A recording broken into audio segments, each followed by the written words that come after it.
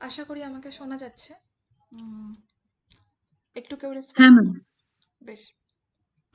আচ্ছা, আমরা একদম শুরু করছি ভারতীয় সংবিধানের কিছু গুরুত্বপূর্ণ জায়গা দিয়ে। এবং আহ, শুরু করার আগে একটু বলতে চাই, গত ক্লাসেও মনে হয় বলেছিলাম যে ক্লাস মানে স্কুলে পড়াকালীন আমাদের প্রত্যেকটি পাঠ্য বইয়ের একদম শুরুতে কিন্তু এই সংবিধানের কিছু অংশ আমাদের দেওয়া ছিল। হয়তো অনেকেই আমরা পড়েছি, আবার হয়তো অনেকেই আমরা পড়িনি, বলা বাহুল্য। সেই জায়গাটাই আমরা একটু বিস্তারিতভাবে পড়ব।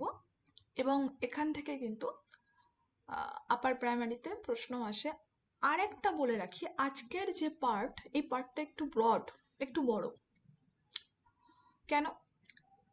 সোশ্যাল স্টাডিজ বা সোশ্যাল সায়েন্স আমরা যাই বলি না কেন, সামাজিক বিজ্ঞান, আমরা সকলেই প্রথম দিন দেখেছিলাম যে সিলেবাসটা, সেই সিলেবাসে যে এখান থেকে কিন্তু 60টা প্রশ্ন আসছে।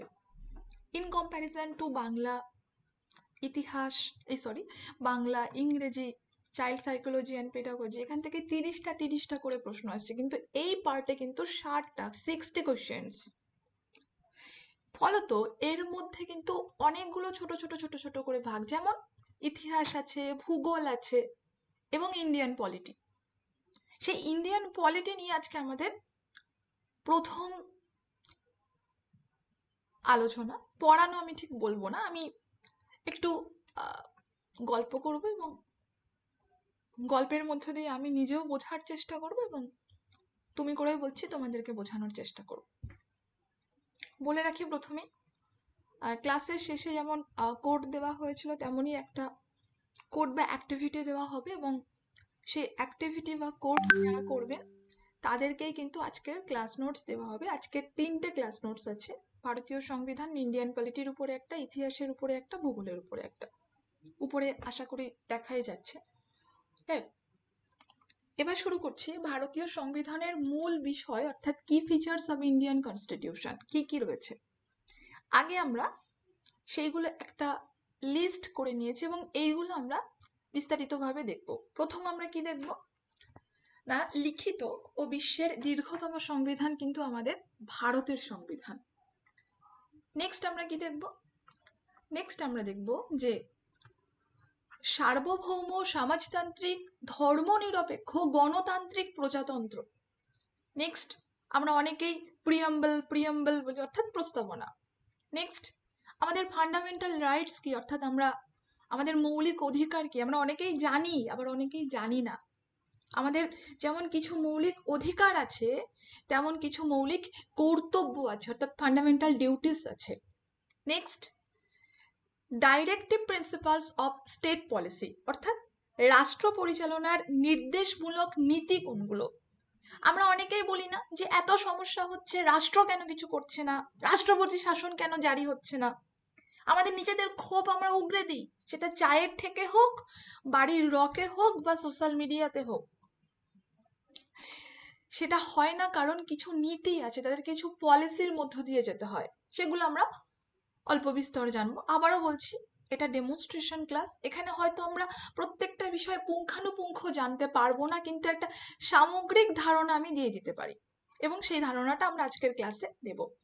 নেক্সট আমরা আসছি কোথায় না, সংসদীয় শাসন ব্যবস্থা। নেক্সট আমরা আসছি যুক্তরাষ্ট্রীয় ব্যবস্থা, অর্থাৎ ফেডারেল সিস্টেম। নেক্সট আমরা আসছি ক্ষমতার পৃথকীকরণ, একক নাগরিকত্ব, সার্বজনীন প্রাপ্তবয়স্ক ভোটাধিকার, স্বাধীন বিচার ব্যবস্থা, এবং সংবিধান সংশোধনের ব্যবস্থা। টোটাল 13টা পয়েন্ট আমরা আজকে আলোচনা করব। তাহলে প্রথম পয়েন্ট আমরা কি দেখেছিলাম, লিখিত ও বিশ্বের দীর্ঘতম সংবিধান। অর্থাৎ ভারতীয় সংবিধান এটা কিন্তু একটা লিখিত সংবিধান। তুমি যদি ডাউনলোড করো তাহলে দেখতে পাবে যে এখানে টোটাল 470টি চ্যাপ্টার্স আছে। এতে শাসন ব্যবস্থা, নাগরিক অধিকার এবং সরকারের ক্ষমতা ও দায়িত্ব বিস্তারিতভাবে লেখা আছে। যে আমরা কিন্তু অনেকেই পড়ি না, এখানে এমন কেউ নেই যে বলবে যে ম্যাম আমি, আমার কাছে ভারতীয় সংবিধানটা আছে এবং আমি ভারতীয় সংবিধানটা মোটামুটি পড়েছি। এমন কি কেউ আছো বলতে পারবে যে ভারতীয় সংবিধানটা মোটামুটি পড়েছি? আমরা ভারতের নাগরিক। আমরা প্রত্যেক বছর দুর্গাপুজো দেখার মতন 2-1 বছর পর পর আমরা ভোট দিই, কিন্তু আমরা জানিই না যে আমাদের নাগরিক অধিকার কি, সরকারের ক্ষমতায় বা কতটুকু, শাসন ব্যবস্থা বা কিভাবে পরিচালিত হয় ইত্যাদি ইত্যাদি, সেগুলো একটু জানতে হবে। বর্তমানে বললাম যে এখানে টোটাল 470টি অনুচ্ছেদ আছে এবং 12টি তপশিল ও বহু সংশোধনী রয়েছে। এই কারণে এটি বিশ্বের দীর্ঘতম সংবিধান। অল ওয়ার্ল্ডের মধ্যে সব থেকে বড় দীর্ঘতম সংবিধান কিন্তু আমাদের ভারতবর্ষের সংবিধান। নেক্সট আমরা কি দেখব? সার্বভৌম, সমাজতান্ত্রিক, ধর্মনিরপেক্ষ, গণতান্ত্রিক প্রজাতন্ত্র। এখানে আমরা 4টি শব্দ ব্যবহার করেছি, আবার করছি। সার্বভৌম, সমাজতান্ত্রিক, ধর্মনিরপেক্ষ এবং গণতান্ত্রিক প্রজাতন্ত্র। এই 4টি শব্দ কিন্তু আমাদের যে প্রস্তাবনা, সেই প্রস্তাবনায় উল্লেখ আছে। সার্বভৌম বলতে কি বোঝানো হচ্ছে? না, ভারত নিজের সিদ্ধান্ত কিন্তু নিজেই নেবে। আমেরিকা, রাশিয়া, চায়না এরা এসে বলবে না যে তুমি এটা করো, এবং ভারত না, ভারত একটা সার্বভৌম রাষ্ট্র, সে নিজের সিদ্ধান্ত নিজে নেবে।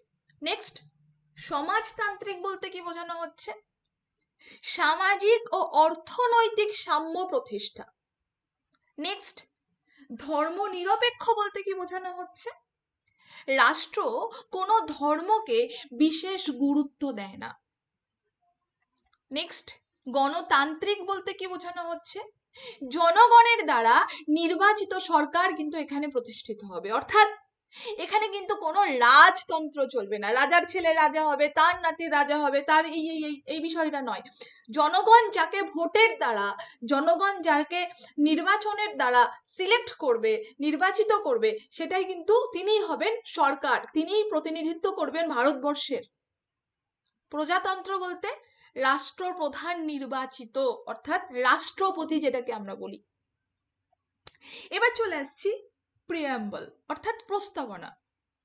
দেখো, প্রস্তাবনাকে আমাদের সংবিধানের আত্মা বলা হয়। এই প্রস্তাবনার কিছুটা অংশ কিন্তু প্রত্যেকটা টেক্সট বুকের স্কুলের উপরে দেওয়া থাকে, একদম খুললেই দেখবা সামনে পেয়ে যাবে একটা প্যারাগ্রাফ। যেমন আমাদের আত্মা না থাকলে আমরা নেই, তেমন এই প্রস্তাবনা অংশটা সংবিধানে না থাকলে কিন্তু সংবিধানের কোনো মানেই নেই। এতে সংবিধানের লক্ষ্য, সংবিধানের আদর্শ বলা হয়েছে। কি বলা হয়েছে?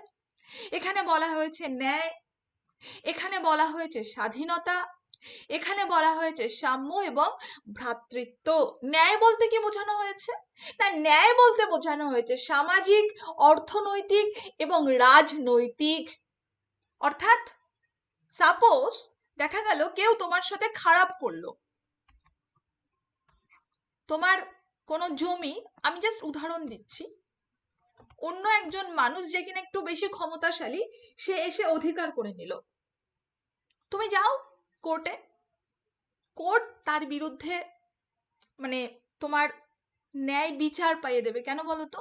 কারণ ভারতীয় সংবিধানের প্রস্তাবনা অংশে এই বিষয়টা রয়েছে, যেখানে সামাজিক, অর্থনৈতিক, রাজনৈতিক সাম্যের কথা বলা হয়েছে।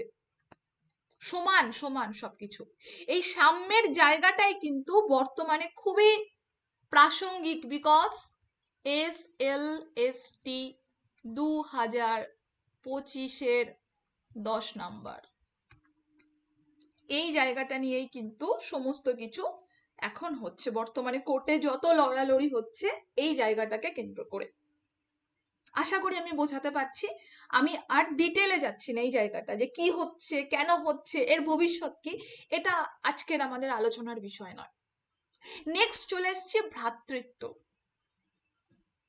অনেকেই বলে যে ভারতবর্ষ এরকম কেন হচ্ছে, ভারতবর্ষে একটা পার্টিকুলার জাতিকে কেন অন্য একটা জায়গায় পাঠিয়ে দেওয়া হচ্ছে। অনেকে, আমি দেখি অনেকেই বলেন, ইভেন বড় বড় নেতারাও বলেন, কিন্তু তাদের বোধহয় এই সংবিধানটা ঠিকভাবে পড়া নেই। ভারতবর্ষের সংবিধানের মূল একটা পিলার বলা যায় যেটা ভ্রাতৃত্ব, সেই পিলারটাকে যদি কেটে দেওয়া হয় তাহলে ভারতবর্ষ কিন্তু ধসে পড়বে, ধ্বংস হয়ে যাবে। কেউ কিন্তু এই সংবিধানের এগেইনস্টে যেতে পারে না, সেটা কোনো সরকারই নয়। এই চারটে বিষয় অর্থাৎ ন্যায়, স্বাধীনতা, সাম্য এবং ভ্রাতৃত্ব সংবিধানের উদ্দেশ্য বোঝাতে সাহায্য করে, যে অবজেক্টিভ কি।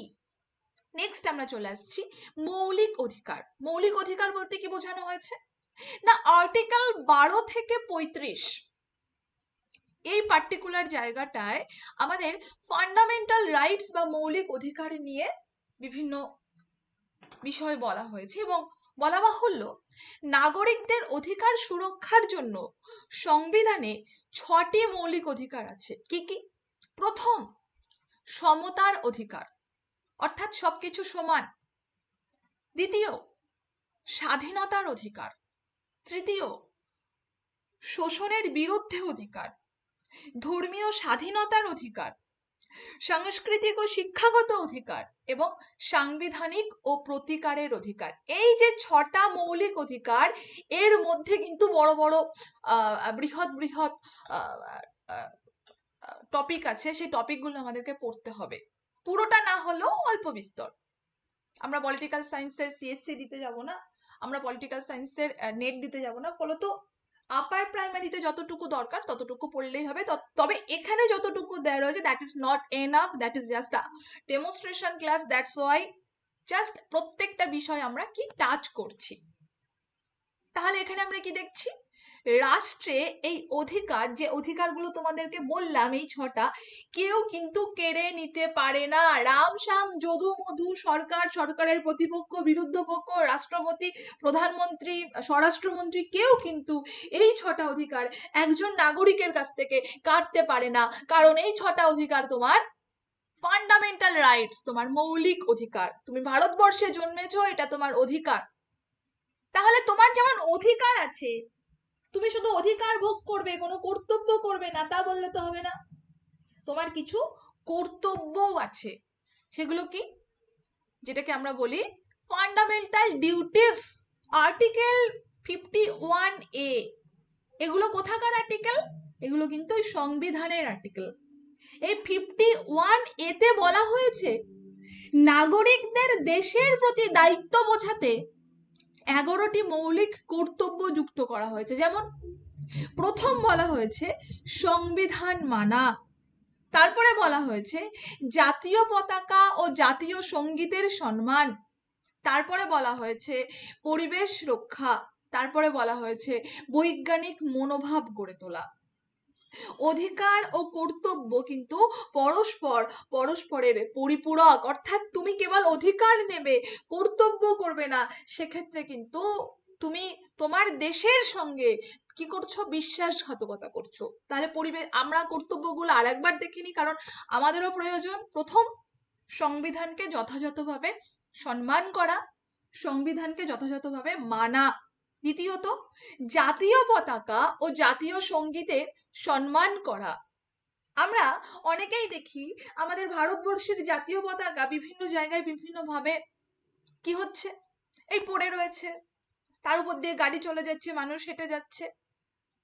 একজন ভারতীয় নাগরিক হিসাবে এরকম কোনো ঘটনা যদি আমরা সামনে দেখি, তাহলে আমাদের উচিত সেই পতাকাটাকে সেখান থেকে তুলে নেওয়া, কারণ এটা আমাদের ভারতবর্ষের চিহ্ন, ভারতবর্ষের জাতীয় পতাকা। সেই সঙ্গে সঙ্গে জাতীয় সঙ্গীতের সম্মান করা।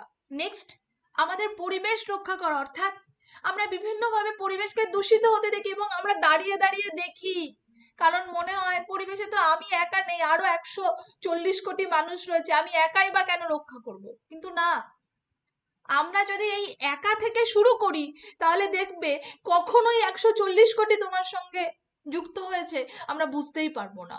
অর্থাৎ পরিবেশকে কিন্তু রক্ষা করতে হবে, পরিবেশকে দূষণ মুক্ত রাখতে হবে।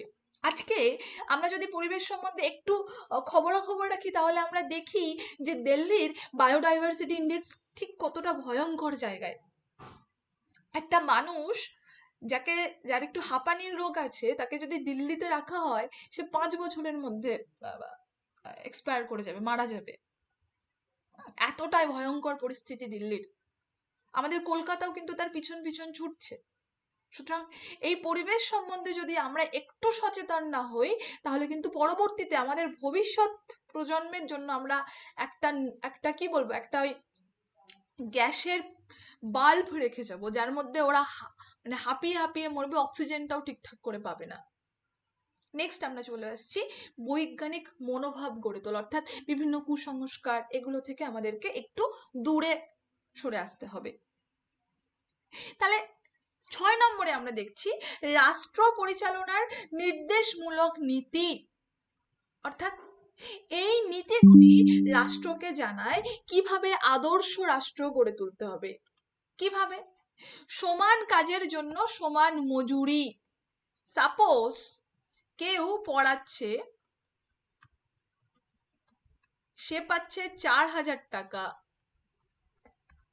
আবার কেউ পড়াচ্ছে একই ক্লাসে, সে পাচ্ছে 40,000 টাকা। সেটা কিন্তু এই সমান কাজের সমান মজুরি হচ্ছে না। নেক্সট শিশু ও নারীর সুরক্ষা। নেক্সট শিক্ষার প্রসার এবং জনকল্যাণমূলক রাষ্ট্র।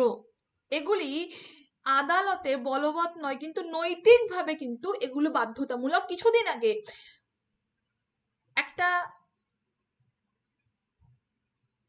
শব্দ ব্যবহার করা হয়েছিল মানবিক, আসলে এগুলো তো আমরা জানি না, সেই জন্য প্রচুর খিল্লি করি।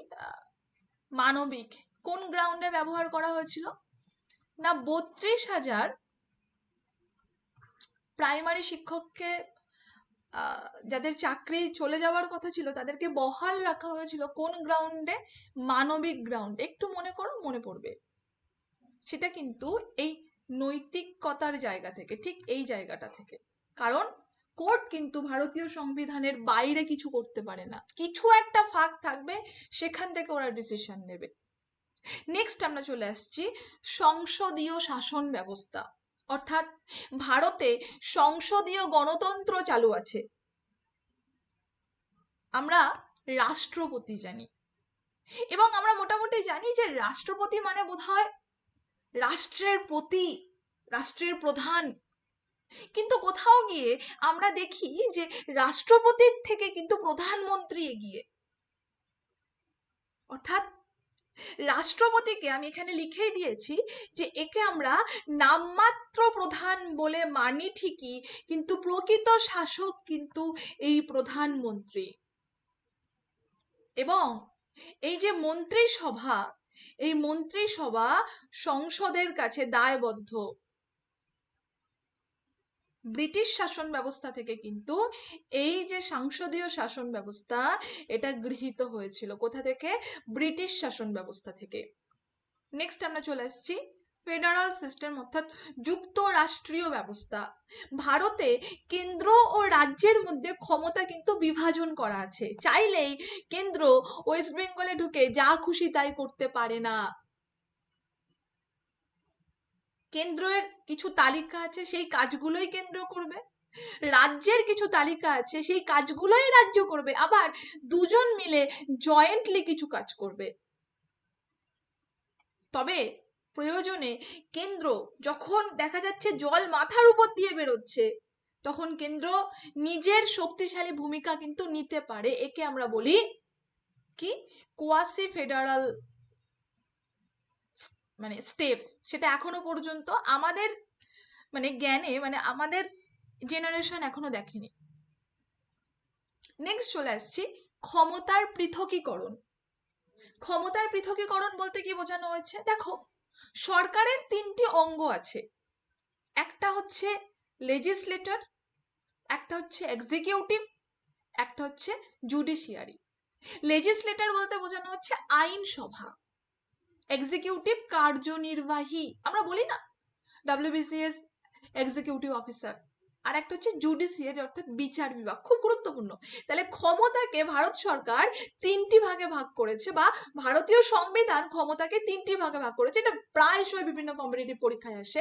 আইনসভা, কার্যনির্বাহী, বিচার বিভাগ, ইংরেজিতে যদি আমরা ট্রান্সলেট করি পাশে লেখা রয়েছে। কেউ কারো ক্ষমতা কিন্তু পুরোপুরি দখল করতে পারবে না। আইনসভা এই এক্সিকিউটিভের এখানে এসে কোনো নাক গলাতে পারবে না, এক্সিকিউটিভ বিচার বিভাগে এসে নাক গলাতে পারবে না, বিচার বিভাগ আইনসভাতে গিয়ে কিন্তু নাক গলাতে পারবে না। নেক্সট চলে এসছি আমরা একক নাগরিকত্ব। একক নাগরিকত্ব বলতে কি বোঝানো হচ্ছে? ভারতের প্রতিটি নাগরিকের একটাই নাগরিকত্ব, আর এখন সেটা আরো অনেক বেশি করে প্রযোজ্য হয়েছে, সেটা হচ্ছে আধার কার্ড। এখানে এমন কেউ আছো যার আধার কার্ড নেই?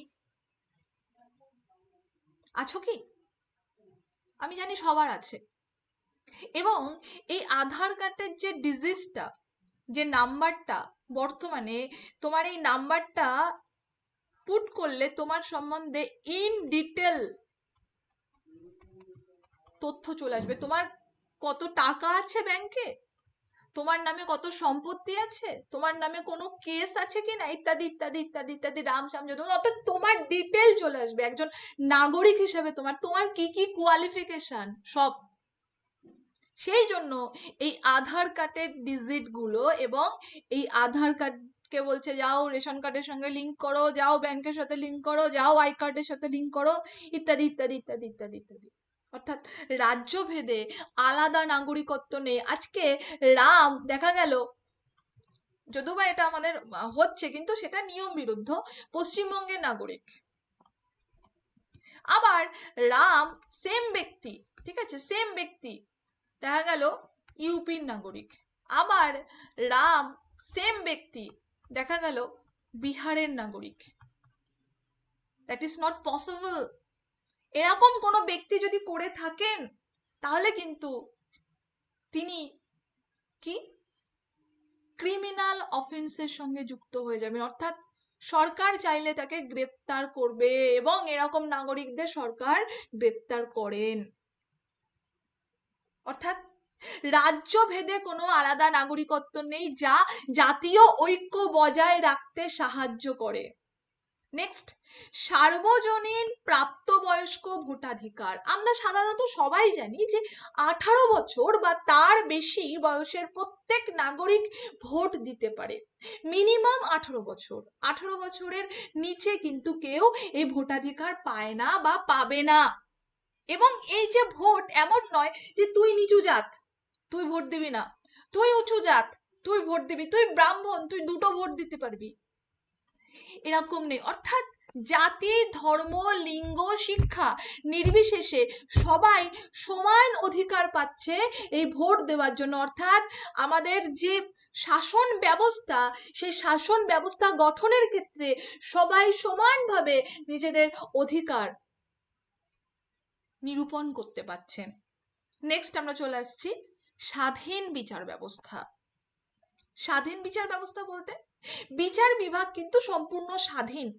একজন কোর্টের জাজকে আপনি বলতে পারেন না, আমি বলতে পারি না, রাম বলতে পারে না, শ্যাম বলতে পারে না আপনি এই জাজমেন্ট দিন। আজ পর্যন্ত শুনেছো? আজ পর্যন্ত শুনেছো কোনো সরকার পক্ষ এসে কোনো কোর্টের জাজকে বলছেন মাইকে যে ও সেই ও ওই ও অমুক ও তমুক ও ভুলভাল জাজমেন্ট দিয়েছে, ওর ওর জাজমেন্ট দেওয়ার কোনো ক্ষমতাই নেই? তখনই বলবে যখন কিনা সেই জাজ ওই কোর্ট থেকে রিটায়ার করবেন, বা ওই পজিশন থেকে রিটায়ার করবেন, বা রেজিগনেশন দেবেন, যেমন অভিজিৎ বাবু। কিন্তু উনি যখন ওই পদে ছিলেন তখন কিন্তু ভারতবর্ষের কেউ তাকে নিয়ে কোনো মন্তব্য করেননি। কারণ বিচার বিভাগ কিন্তু সম্পূর্ণ স্বাধীন।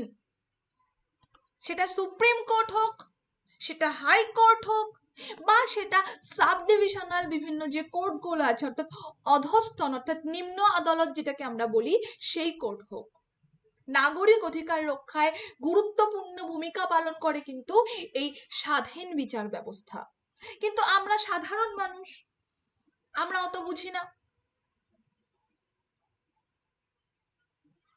আমরা বিভিন্ন জায়গায় লিখতে থাকি ইত্যাদি ইত্যাদি বিষয়, হ্যাঁ, ভারতের বিচারকদের বিরুদ্ধে, কিন্তু এটা যে কতটা অফেন্সিভ একটা কার্যকলাপ সেটা আমরা ভেবে দেখি না।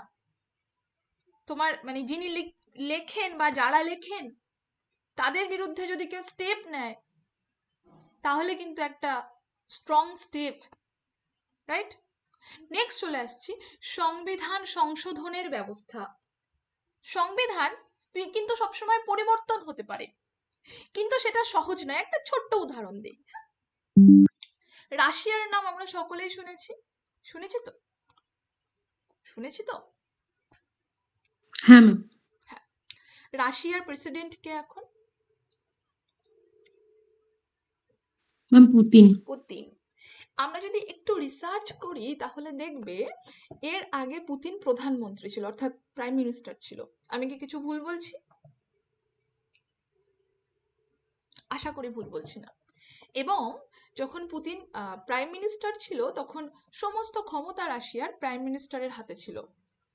কিন্তু যখন তার প্রাইম মিনিস্টারের টেনিয়র চলে গেল, যখন ডিসাইড করা হলো কি পুতিন এবার রাষ্ট্রপতি হবে অর্থাৎ প্রেসিডেন্ট হবে, তখন সে সংবিধানকে হালকা চেঞ্জ করে দিয়ে সমস্ত ক্ষমতা রাষ্ট্রপতির অর্থাৎ রাষ্ট্রপতির হাতে ডেলিভার্ড করেছে, যাতে কিনা ক্ষমতা তার হাতে থাকে।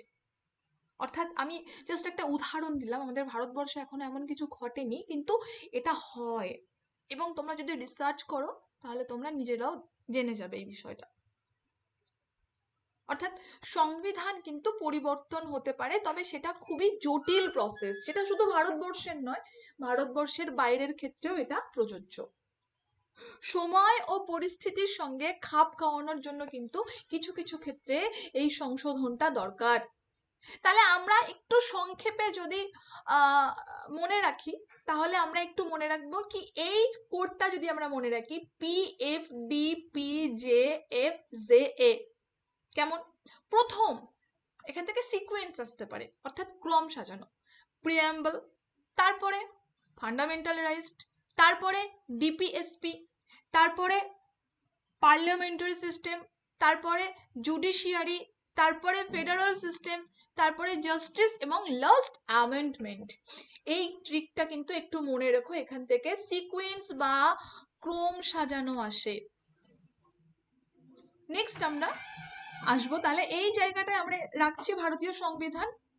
খুব সহজ করে ছোট্ট করে জাস্ট একটু মূল বিষয়টা বলার চেষ্টা করলাম।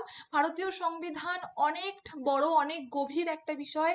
এটাকে আমরা অনেকেই ইন্ডিয়ান পলিটি হিসাবে জানি। প্রত্যেকটা সেকশন আছে, তার ভিতরে 35-এর ABCDE এরকম করে করে আবার ভাগ আছে, সেগুলো আমাদের পড়তে হবে। 21A যেখানে কিনা এডুকেশনের কথা বলা হয়েছে, ইত্যাদি ইত্যাদি অনেক কিছু আছে, আমরা পড়বো আগামীতে। তো আপাতত এই যে জায়গাটা, এইটা আমরা কমপ্লিট করলাম। অর্থাৎ ভারতীয় সংবিধানের যে মূল বিষয়গুলো, এখানে আমরা টোটাল 13টা বিষয় পড়লাম। এখানে কি তোমাদের কোথাও কোনো কোয়েশ্চেন্স আছে? যদি না থাকে আমরা ভূগোলে যাব এবার। আছে কি এনি কোয়েশ্চেন্স? না ম্যাম। চলো নেক্সট আমরা চলে আসছি ভূগোল। বলা বাহুল্য ভারতের ভৌগোলিক অবস্থান নিয়ে আমরা একটু আজকে আলোচনা করব, এবং সেটা আমি একদম ছোট্ট ছোট্ট পয়েন্ট আকারে লিখে দিয়েছি, যাতে আমাদের পড়তেও কষ্ট না হয়, নোটসটা প্রিন্ট করতেও যেন বেশি পয়সা খরচা না হয়। ঠিক আছে? এখানে ভারত কিন্তু মূলত উত্তর গোলার্ধে অবস্থিত। এখান থেকে প্রশ্ন আসে, টেটেও আসে, সিটেটেও আসে, এবং আপার প্রাইমারি তো আসবেই। আমরা দেখি অন্য দিক থেকে, তাহলে দেখব পূর্ব গোলার্ধে কিন্তু এর অবস্থান রয়েছে। অক্ষাংশ, দ্রাঘিমাংশ, এগুলো আমরা সকলেই ছোটবেলায় পড়েছি ক্লাস 6-7 এর ভূগোল বইতে। 8°4' উত্তর থেকে 37°6' উত্তর পর্যন্ত কিন্তু এর অক্ষাংশ।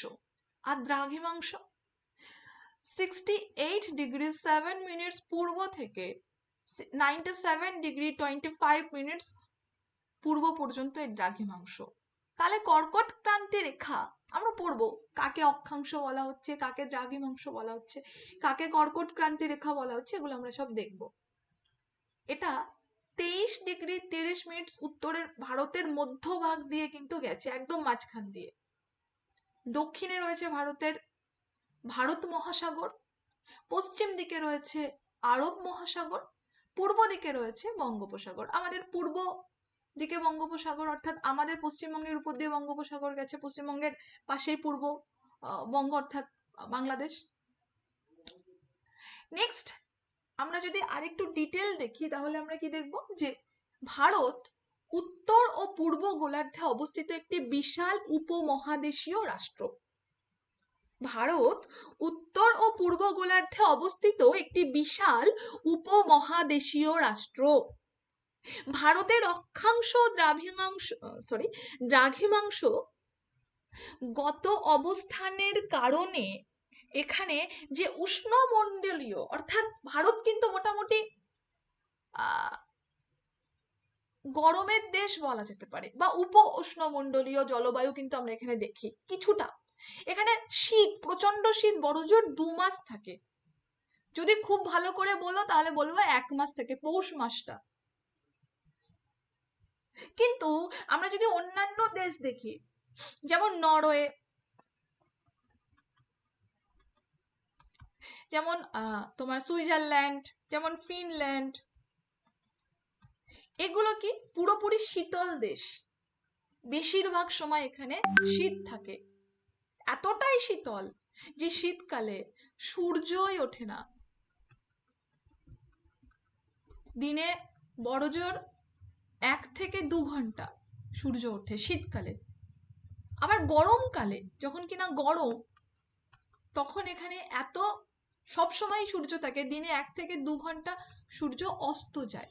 তাহলে গরমে সূর্য 1 থেকে 2 ঘন্টা অস্ত যাচ্ছে, আর যখন কিনা ওখানে উইন্টার চলছে তখন ওখানে 1 থেকে 2 ঘন্টা সূর্য উঠছে। আবার তাপমাত্রা কত থাকে?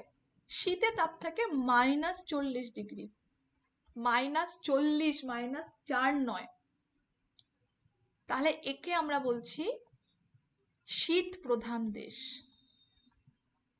সেই তুলনায় আমাদের ভারতবর্ষের কিছু কিছু জায়গা, যেমন কাশ্মীর, মানালি, এই পাহাড়ি অর্থাৎ উত্তর দিকটা বাদ দিয়ে মোটামুটি বেশিরভাগ জায়গায় কিন্তু উষ্ণমণ্ডলীয় ও উপ উষ্ণমণ্ডলীয় জলবায়ু দেখা যায়।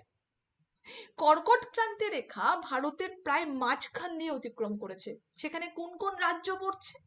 সেখানে পড়ছে গুজরাট, সেখানে পড়ছে রাজস্থান, সেখানে পড়ছে মধ্যপ্রদেশ, সেখানে পড়ছে ছত্তিশগড়, ঝাড়খণ্ড, পশ্চিমবঙ্গ এবং ত্রিপুরা। খুব গুরুত্বপূর্ণ একটা তথ্য, একটু মাথায় রাখতে হবে ভালো করে।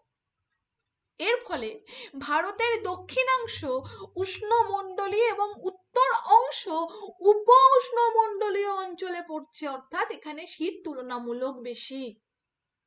ভারতের 3 দিকে কিন্তু সমুদ্র রয়েছে। ভারতের দক্ষিণ দিকে রয়েছে ভারত মহাসাগর, ভারতের পশ্চিমে রয়েছে আরব মহাসাগর, ভারতের পূর্বে আবার রয়েছে বঙ্গোপসাগর। আমরা যখন আগামীতে এই জায়গাটা পড়বো তখন আমরা ম্যাপের সাহায্যে একটু বুঝে নেব আরো ডিটেলস। আজকে তো যেহেতু জাস্ট মূল বিষয়গুলো একটু দেখে নিচ্ছি। তো এটি মোটামুটি আন্তর্জাতিক বাণিজ্য ও মৌসুমী বায়ুর উপর কিন্তু গুরুত্বপূর্ণ প্রভাব ফেলছে। ভারতের প্রতিবেশী দেশ কি কি? আমরা যদি ভারতবর্ষের উত্তর পশ্চিম সীমান্ত দেখি, সেখানে তোমরা পাবে পাকিস্তান, আফগানিস্তান।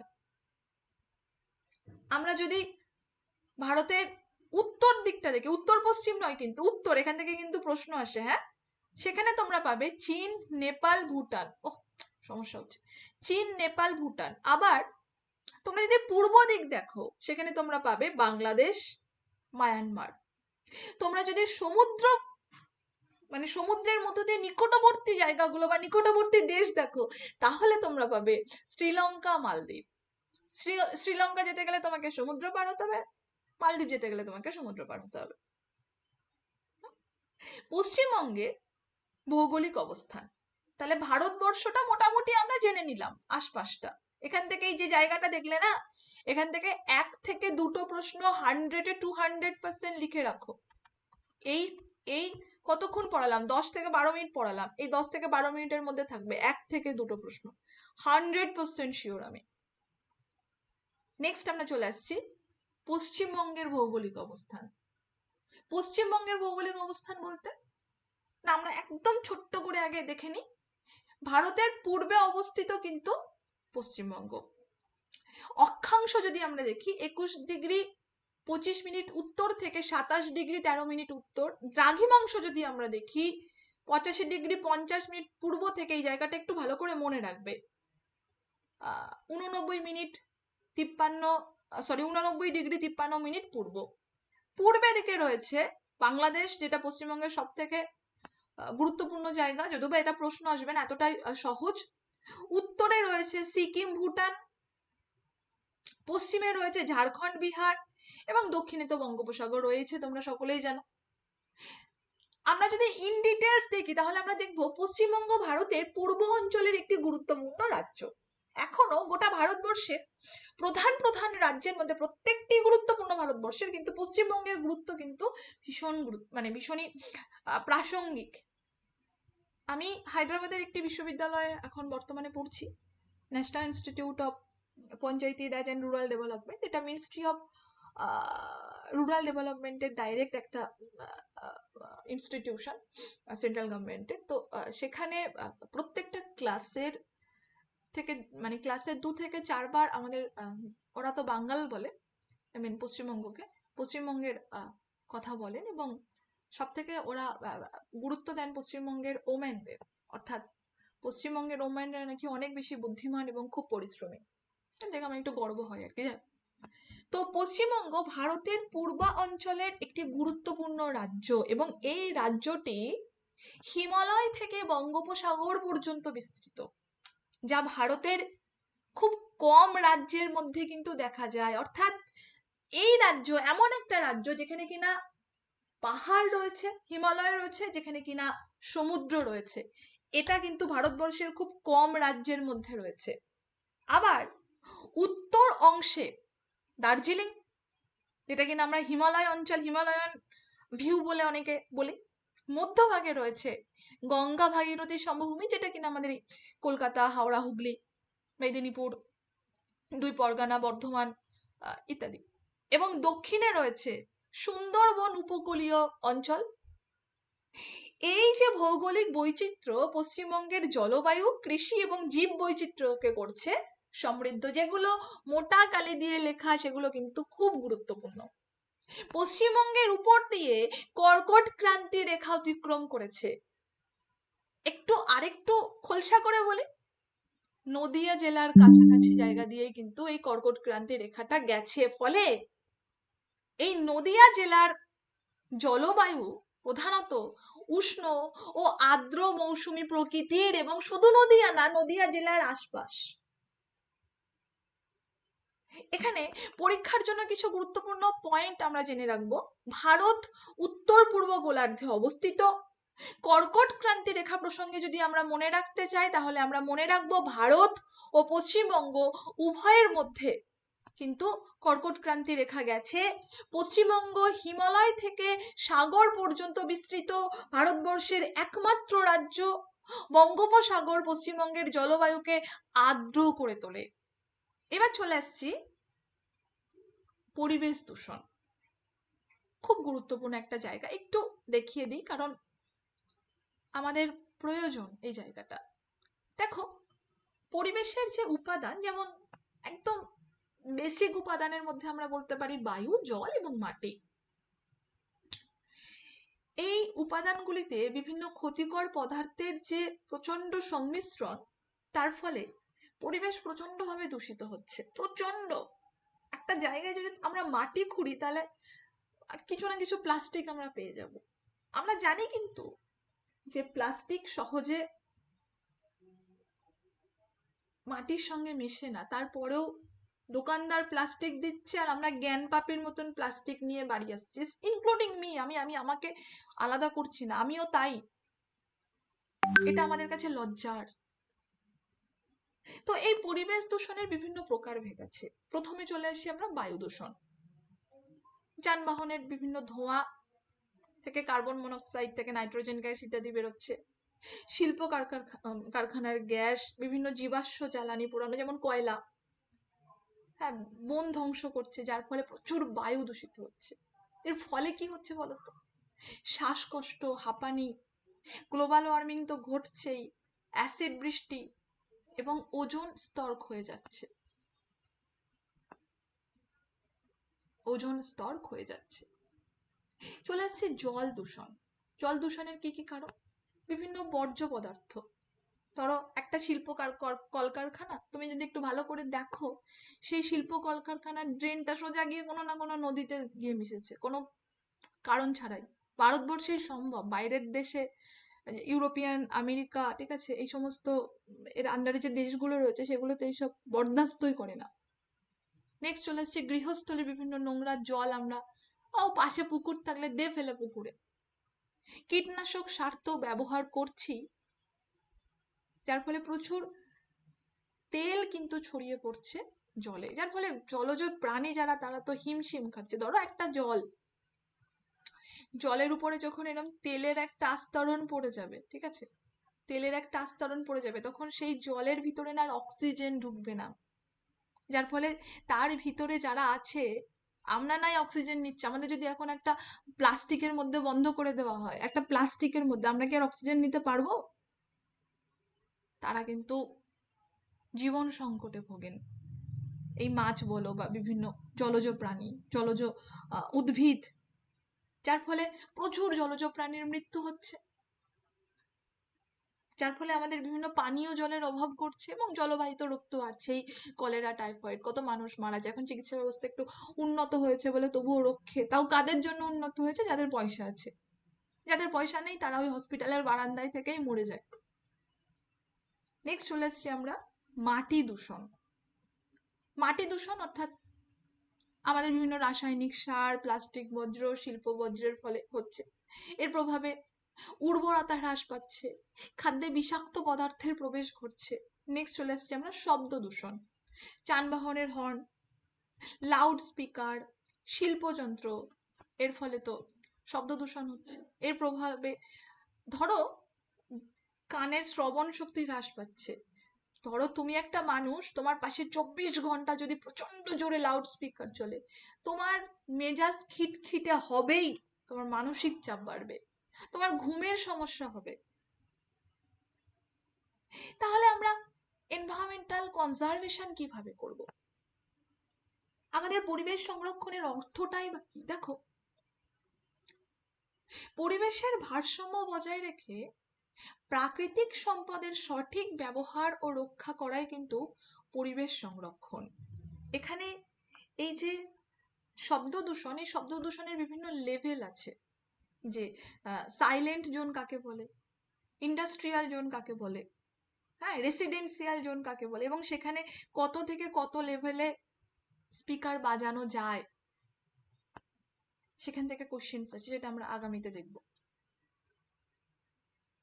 তো পরিবেশ সংরক্ষণের প্রয়োজনীয়তাই বা কি? প্রথম প্রয়োজন মানব জীবনকে রক্ষা করা। দ্বিতীয় প্রয়োজন প্রাকৃতিক ভারসাম্যকে বজায় রাখা এবং ভবিষ্যৎ প্রজন্মের জন্য সম্পদ সংরক্ষণ করা। পরিবেশ সংরক্ষণের উপায় হিসাবে আমরা বলতে পারি বন সংরক্ষণ, যেমন তার মধ্যে আমরা প্রচুর বৃক্ষরোপণ করতে পারি। ধরো তোমার বাড়ি, এটা তোমার বাড়ি,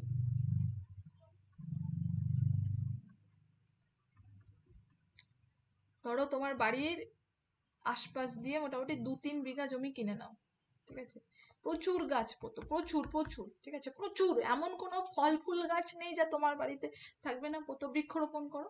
তোমার বাড়ির বায়োডাইভার্সিটি এত ভালো হয়ে যাবে যে, ধরো তোমরা নেটে সার্চ করে নিতে পারো, দিল্লির বায়োডাইভার্সিটি বর্তমানে 400-500-র উপরে। সেখানে দিল্লির একটা বাড়ি আছে, যারা কিনা আগে আমেরিকাতে থাকতো, এখন চাকরি জীবন শেষ করে নিজেদের দেশে, নিজেদের বাড়িতে ফিরেছে, এবং তারা তাদের বাড়িতে এত গাছ লাগিয়েছে যে সেখানকার বায়োডাইভার্সিটি 5, কোথায় 400-500+, আর কোথায় 5। অর্থাৎ বৃক্ষরোপণ কিন্তু পরিবেশ সংরক্ষণের ভীষণ বড় একটা উপায়। এবং সেই সঙ্গে সঙ্গে যেটা আমাদের করতে হবে, অবৈধ বন নিধন বন্ধ করতে হবে। আমরা কেউ প্রোটেস্ট করি না, দেখি বড় বড় গাছ কেটে ফেলছে রাস্তার ধার দিয়ে। আমাদের যশোর রোড যেটা গেছে, কত বড় বড় গাছ কেটে ফেলেছে, তারপর একটু আন্দোলন টান্দোলন হলো, আপাতত থেমেছে, পরবর্তীতে জানি যে ওগুলো কাটা হবে। নেক্সট চলে আসছে জল সংরক্ষণ, অর্থাৎ বৃষ্টির জল সংরক্ষণ করতে হবে এবং নদী দূষণকে নিয়ন্ত্রণ করতে হবে। একটু দক্ষিণেশ্বরের গঙ্গাতে গিয়ে দেখে এসো, তো দূষণে পুরো ছয়লাভ হয়ে গেছে দক্ষিণেশ্বরের ওখানে যে গঙ্গায়। তো এই নদী দূষণ কিন্তু আমাদের নিয়ন্ত্রণ করতে হবে। সেই সঙ্গে সঙ্গে বর্জ্য ব্যবস্থাপনা, 3টে আর আছে, এনভায়রনমেন্টাল সায়েন্সে 3R বলে থাকি আমরা। কি কি? Reduce, reuse, recycle. কোশ্চেন আসতে পারে। এবং এটা কিন্তু ক্রম, আমি যদি আগে রিসাইকেল তারপর রিডিউস রিউজ লিখি তা কিন্তু হবে না। এই রিডিউস 1 নম্বর, 2 নম্বর রিউজ, 3 নম্বর রিসাইকেল। এবং সেই সঙ্গে সঙ্গে প্লাস্টিক ব্যবহার কমাতে হবে। নবায়নযোগ্য শক্তির ব্যবহার, অর্থাৎ এমন শক্তি তুমি ব্যবহার করো যেগুলো শেষ হবে না, যেমন সৌরশক্তি। সূর্যের তাপ, সূর্যের রশ্মিটাকে তুমি নিয়ে শক্তি করো, সূর্যের রশ্মির তো কোনো শেষ নেই। এখন তুমি যদি কয়লা নিয়ে তুমি যদি সেটাকে শক্তিতে রূপান্তরিত করো, একটা সময় তো কয়লা শেষ হয়ে যাবে। বায়ু শক্তি নিয়ে যদি আমরা কাজ করি, সেটা কিন্তু কখনোই শেষ হবে না, রাইট? ফিনল্যান্ড দেশের কথা আমরা সকলেই কম বেশি জানি। এখানে আমার হাজব্যান্ড থাকে, তো এটা পরের কথা। যাক, তো যেটা বলছিলাম, যে এখানে বজ্র পদার্থ যেগুলো আর কি, বিভিন্ন ওয়েস্টেজ, সেই ওয়েস্ট জিনিসগুলোকে এরা মানে প্রত্যেকটা বাড়ি থেকে কালেক্ট করে। ধরো তুমি একটা বোতল দিবে, তো তোমার তার দরুন কিছু পয়সা দেবে। এরকম সিস্টেম যদি আমাদের ভারতবর্ষে করে, তাহলে দেখবা রাস্তাঘাটে, ট্রেনে, বাসে, স্টেশনে, কোনো কোনাতে বেশি পয়সা দেওয়ার দরকার নেই। তুমি কেউ যদি 10টা বোতলে, সরকার যদি বলে যে আমি 50টা বোতলে 5 টাকা দেবো, 50টা বোতল, প্লাস্টিকের বোতল পিছু 5 টাকা, তাহলেই দেখবে সারা ভারতবর্ষের বোতল 1 মাসের মধ্যে ক্লিয়ার হয়ে গেছে। এবার এই বিভিন্ন প্লাস্টিককে এরা কি করে এরা কালেক্ট করার পরে সেগুলোকে পুড়িয়ে তাপবিদ্যুৎ উৎপন্ন করে। এতটাই উন্নত টেকনোলজি। আর আমরা কি করছি? প্লাস্টিক মাটির সঙ্গে মিশছে না, তাও মাটিতে ফেলে মেশানোর চেষ্টা করছি, পুড়িয়ে দিচ্ছি।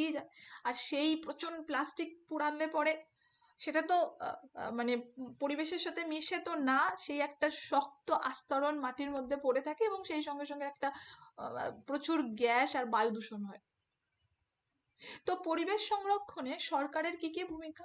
পরিবেশ সংরক্ষণে সরকার একটা আইন করেছে 1986 সালে, এবং জাতীয় সবুজ ট্রাইব্যুনাল করেছেন, এবং স্বচ্ছ ভারত অভিযান এখন। নেক্সট, বায়োডাইভার্সিটি, অর্থাৎ জীব বৈচিত্র্য বলতে আমরা কি বুঝি? পৃথিবীতে বিদ্যমান বিভিন্ন প্রজাতির উদ্ভিদ আছে, যেমন প্রাণী, অণুজীবের বৈচিত্র্যকে আমরা জীব বৈচিত্র্য বলে থাকি। তো এই জীব বৈচিত্র্যের বিভিন্ন প্রকারভেদ আছে, যেমন প্রজাতিগত বৈচিত্র্য, যেমন জিনগত বৈচিত্র্য, যেমন বাস্তুতান্ত্রিক বৈচিত্র্য। তা এই যে প্রজাতিগত বৈচিত্র্য, একটি নির্দিষ্ট অঞ্চলে বিভিন্ন প্রজাতির উপস্থিতি। জিনগত বৈচিত্র্য, একই প্রজাতির মধ্যে বিভিন্ন মধ্যে বৈশিষ্ট্যের ভিন্নতা। বাস্তুতান্ত্রিক বৈচিত্র্য, অর্থাৎ বিভিন্ন বাস্তুতন্ত্র, যেমন বন, মরুভূমি, জলাভূমি ইত্যাদি। জীব বৈচিত্র্যের গুরুত্ব কি? অর্থাৎ তুমি যে জীব বৈচিত্র্য ঠিক রাখবে, তার কেন রাখবে? কারণ পরিবেশের ভারসাম্য রক্ষা পাবে, খাদ্য এবং ওষুধের উৎস কিন্তু এখান থেকেই, অর্থনৈতিক উন্নয়ন বাড়বে, এবং সেই সঙ্গে সঙ্গে সাংস্কৃতিক মূল্য বৃদ্ধি পাবে। জীব বৈচিত্র্যের অবক্ষয়ের কারণ বন ধ্বংস হচ্ছে, সব থেকে আগে যেটা অবক্ষয়, প্রচুর পরিমাণে পলিউশন হচ্ছে, জলবায়ু পরিবর্তন হয়ে যাচ্ছে। লক্ষ্য করে দেখো, বর্ষাকালে বর্ষা হচ্ছে না, শীতকালে শীত পড়ছে না, হ্যাঁ, এবং অবৈধ শিকার প্রচুর, গাছ কাটা বারণ, তবুও গিয়ে আমরা সেটা সিনেমায়, সেই সব সিনেমা গুলোকে আমরা রসিয়ে কষিয়ে দেখি। পুষ্পা।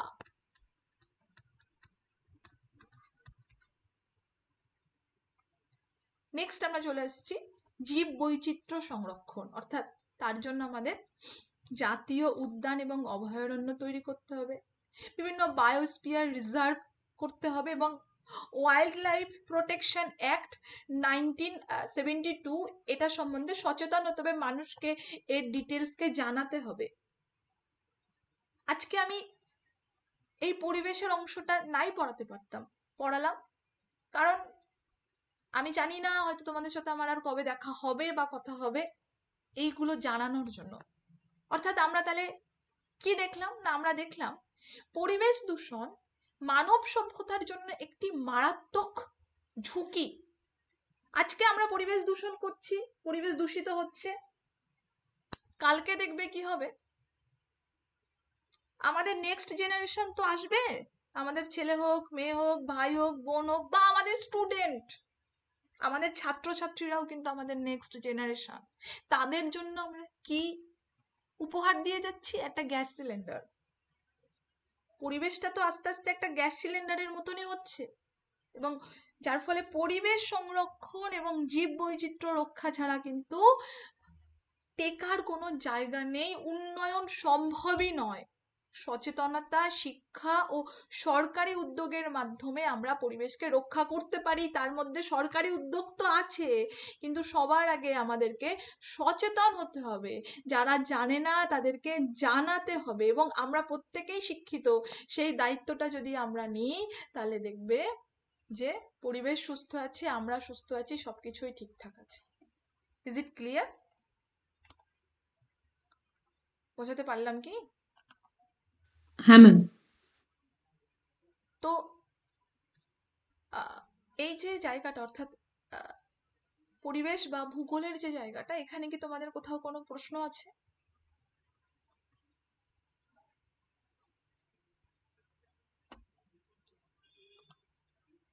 নেই তো? বেশ। না ম্যাম। আজকে যেহেতু টাইমস আপ, আগামীকাল আমরা ইতিহাসটা পড়বো, এবং এখানে অনেকটা বিষয় আছে, প্রায় 10 পেজ।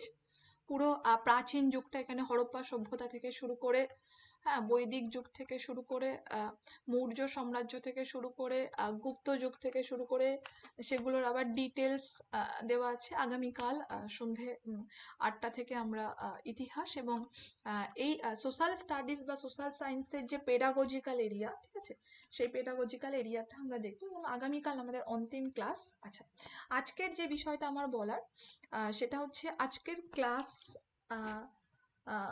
তোমাদের কেমন লেগেছে সেটা তোমরা একটু আমাদের যে গ্রুপ আছে, আপার প্রাইমারির যে গ্রুপ, সেই গ্রুপে লিখবে ফিডব্যাক। যে খারাপ লাগলে বলবে হ্যাঁ খারাপ লেগেছে, ভালো লাগলে বলবে ভালো লেগেছে ক্লাসটা। এবং যারা ক্লাসটা ফিডব্যাক লিখবে, আজকের দুটো